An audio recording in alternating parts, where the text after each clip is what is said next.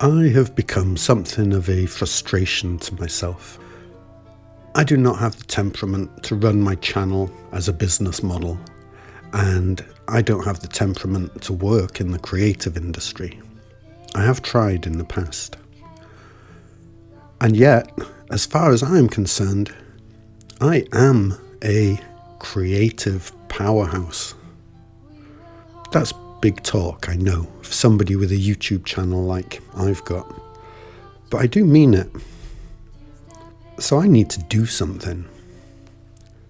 It strikes me that although I don't feel I have the temperament for self-promotion, cultivating my temperament for self-celebration is something I can embrace.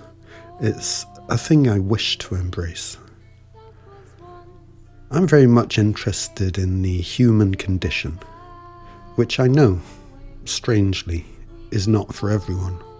It's strange because we are all human. At least the majority of us seem to be. But I can't help being interested in what it means for me to be me. I would say that I honestly can't understand why so many of you are not interested in what it means for you to be you. But that would be a lie. I know what it feels like to witness that the rest of humanity barely glances your way, and to draw the conclusion that judgment has already long since been passed. That pretty much is the human condition, around these parts at least. And the tiny handful of individuals who are more than glanced at by the rest of humanity tend to have an awfully disillusioning time of it, as far as I can tell. I have to do what? So that I can be more than glanced at? Oh, that's pretty much how it goes, isn't it? There's actually only one single possible solution to such a universal problem. We got to celebrate ourselves. We got to celebrate our own self.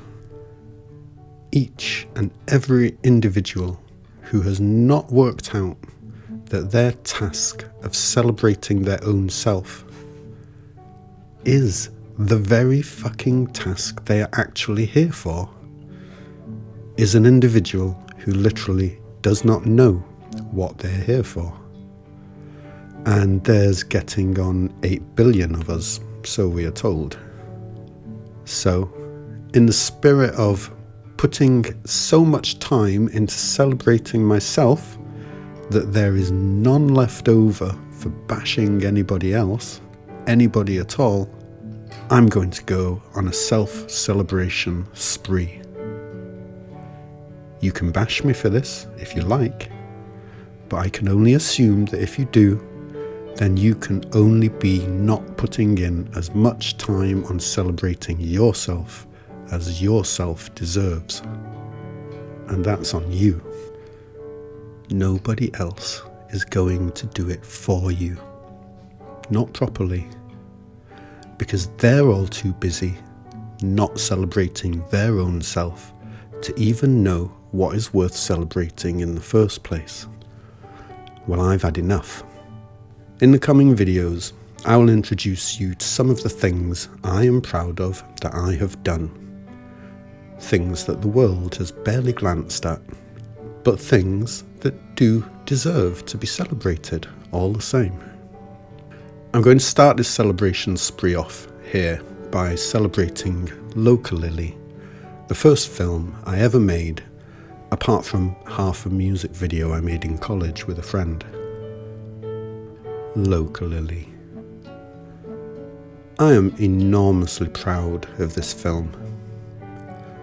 Localilly has gone uncelebrated for too long, and there's nobody who is going to do it or can do it properly but me. So let's have at it. Why should I celebrate Localilly? My first film. Is it a great film? There's no straight answer to that. It's a first film. Enough said. It has all the hallmarks of the inexperienced filmmaker to some degree or other. But for me, it is eminently worthy of celebration for the beautiful folly I feel it is. And hey, what is more beautiful than a beautiful folly? Localilly was a folly because it was tantamount to an act of hubris on my part. I felt disgruntled by my dalliances with working or attempting to work in the creative industry in various ways, and I attended a workshop at Eden Court in Inverness, which basically consisted of an old punk rocker turned filmmaker who was extolling the virtues of the Canon 7D for filming in high definition.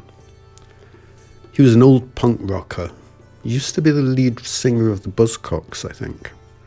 So he was full of the you can just get on and do it yourself spirit.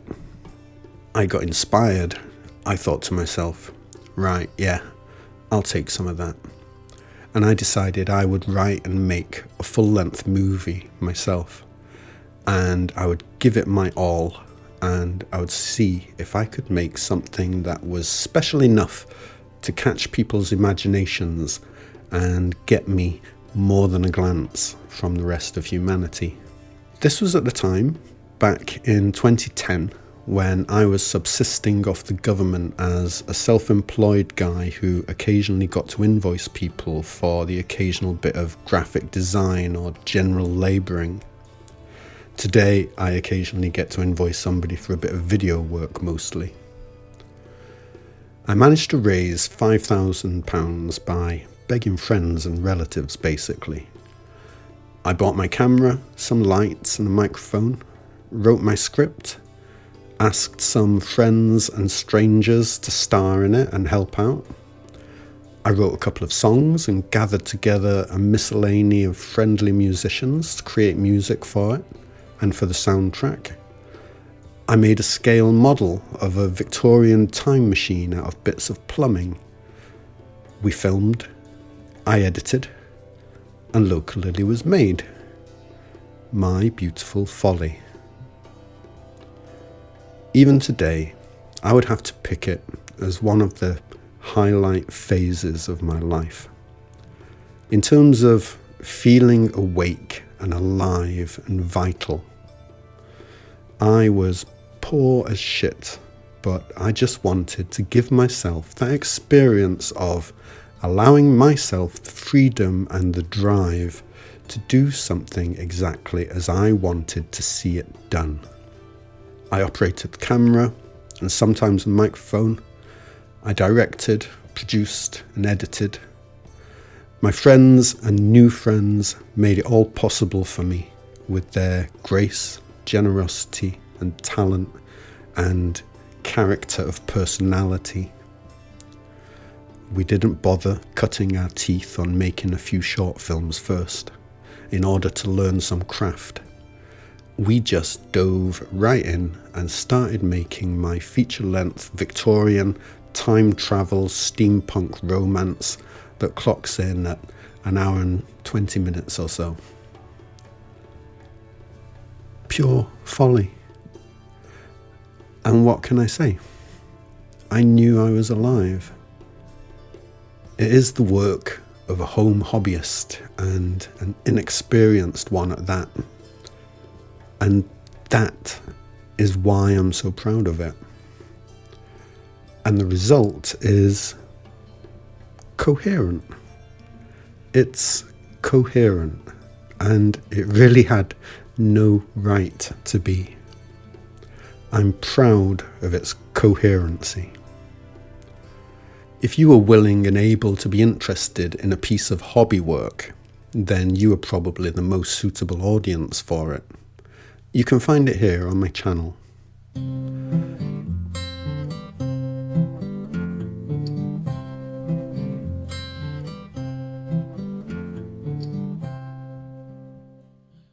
Localilly follows the story of Lily, a woman who wakes up in a field on the Black Isle wearing Victorian clothing, holding a Victorian book, who then stumbles across the bridge to Inverness in a state of confusion and collapses in a busy retail park. Is she mad? Has she really time travelled? Or is something else going on? She has flashbacks and dreams of a Victorian life, and she's taken under the wing of some young guy who has a crush on her. It has both a dreamy and a quirky quality to it, I think. That's what I was going for, and it feels pretty dreamy and quirky to me. I actually stole or borrowed the plot structure of Localilly from one of my favourite films from the 80s, also set in Scotland, though it didn't have any time travel in it. An imaginary prize goes to the first person to tell me which film I stole the core structure from. The single shot that I'm most proud of in the entire film came after a nightmare of trying to employ forced perspective on my lead actress and scale model time machine by dangling the model by fishing lines from a frame. I tried for hours to get it to work, while unpaid actors stood around dressed as Victorians in the middle of a field on a quite lovely summer's day. And in the end, I just had to say, fuck it, put the time machine on a box and I'll just have to work out how to take the box away later. It turned out when I got home with the footage and I did some research to actually be very easy to take the boxes out.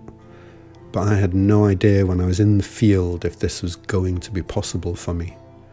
So when I did get to go back for a reshoot and get this shot here, I felt like I'd achieved the impossible. Okay, we're rolling. Stop.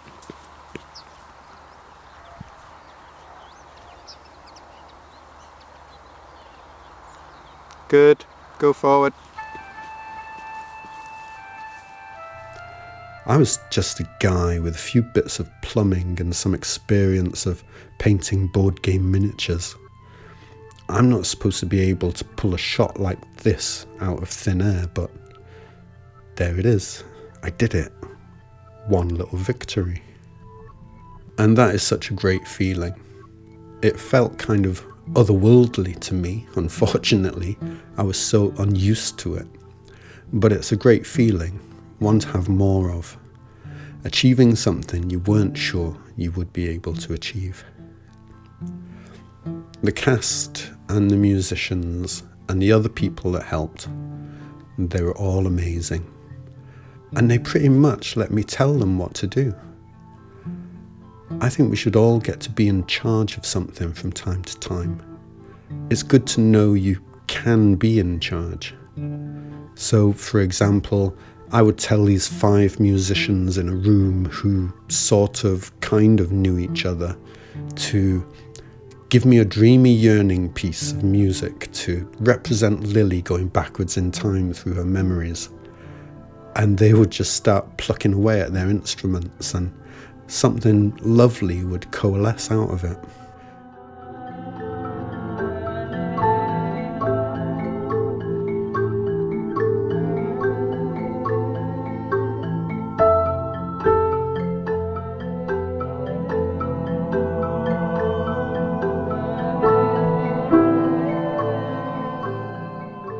I can see why a person might get addicted to directing.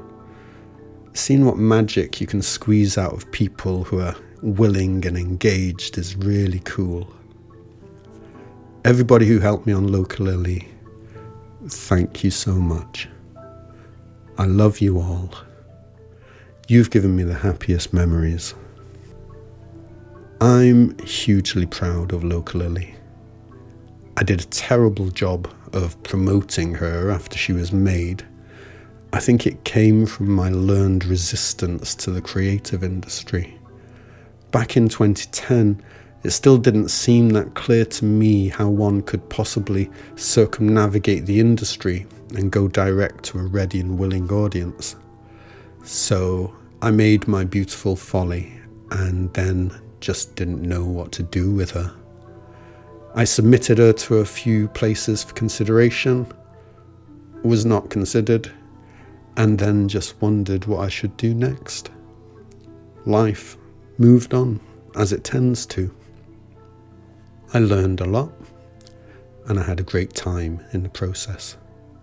One of the greatest times of my life. And humanity barely glanced, but hey, humanity is as humanity does. I had a good time, and hopefully I wasn't the only one.